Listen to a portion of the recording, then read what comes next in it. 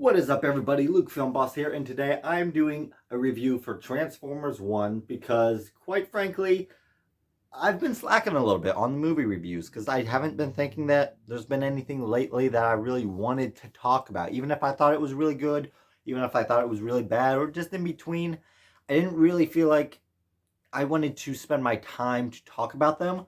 Transformers 1 is actually a pretty special movie because it's one that exceeded my expectations.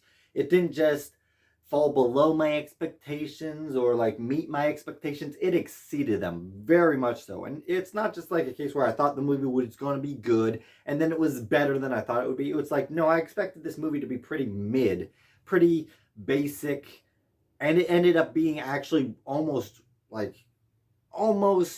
A tier level, not like A plus tier, but almost A tier. I give it a solid B plus because Transformers 1 has a lot more maturity to it than you would think. Based on the trailers, I was a little confused because the first trailer came out and it was basically Transformers for babies. Like, it was the most basic little kid humor, cliches, all wrapped into one trailer. I'm like, if this is any indication, this movie is going to be a basic, generic kid movie that recycles old jokes and it's just going to be a comedy for kids. Then the second trailer, like, it got into more of the plot and the conflict between different characters, and it doesn't spoil anything. It doesn't reveal too much, but it gave enough for me to realize maybe there's something more to this movie. Maybe there's more substance here. And so when I went into the movie, I was like, this is either going to be really childish, really cheesy, or it might be really good. So Chris Hemsworth plays the role of Orion Pax, which is the character that becomes Optimus Prime, and he does really good. Like, I could hear Chris Hemsworth in there, but he does a good enough job of voice acting that's like, okay, he's actually embodying this character. It's not just Chris Hemsworth being himself as Thor or some Men in Black character. It was actually had his own feel to it. Optimus Prime, Orion Pax had his own personality. It wasn't based on Chris Hemsworth. It was just a little bit of like, oh, I can hear his voice in there. And so, yeah, kudos to Chris Hemsworth. Good job acting in this movie. And the character of Optimus Prime, Orion Pax, is actually just really fantastic. He's got so much optimism and so much hope, and that drives him to want to make a better world, especially for the miners, which he is a part of at the beginning of the film. He is a miner, and they're kind of like the underclass, the lower class of the Autobots and all of that. And so he wants to make a better world for them and show that they're more than just miner bots. And so that just gets everything kickstarted. There's so many interesting plot points and twists and turns, interesting characters. It wasn't what it seemed based on the trailers. There was so much here to unpack with the plot. I don't want to spoil it because it's really good.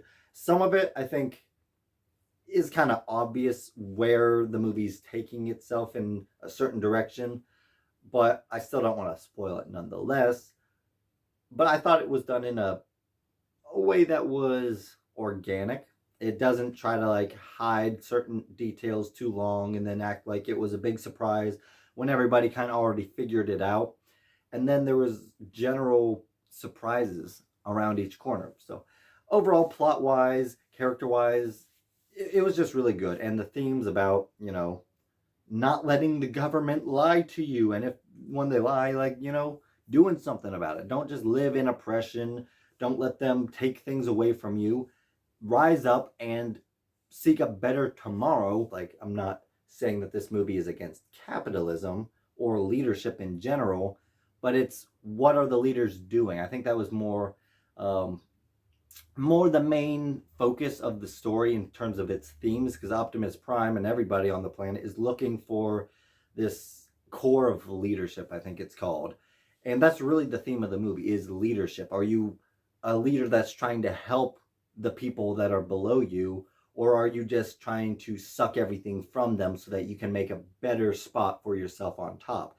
And I thought that was a really good uh, way to look at this. Like, it's been done in so many other movies where you have the lower class rising against the government or the higher class, but very few times do they actually dive into the qualities of leadership. Because yes, there are different levels. There are uh, people that are maybe less significant, in all honesty, than the people at top, but it's more so about who is in charge, who is the leader. Are they doing what's in the best interest for everybody else who can't get to that same level, who can't be the leader?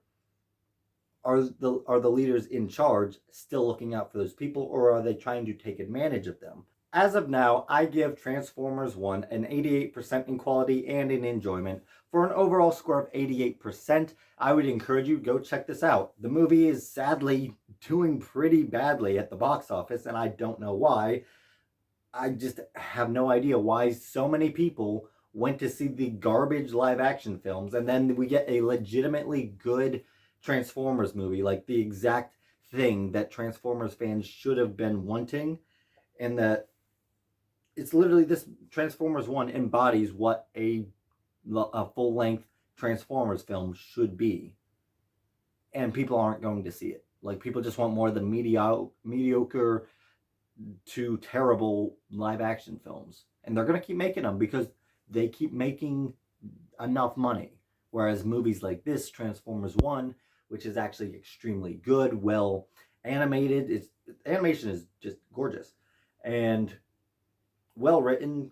Actually, it all works. Everything about this movie just kind of works, whereas the live action films do not, and people aren't going to see it. So please support Transformers 1. It's a great family movie. It's got mature themes. It's, while it might be intense, it's still accessible for younger viewers.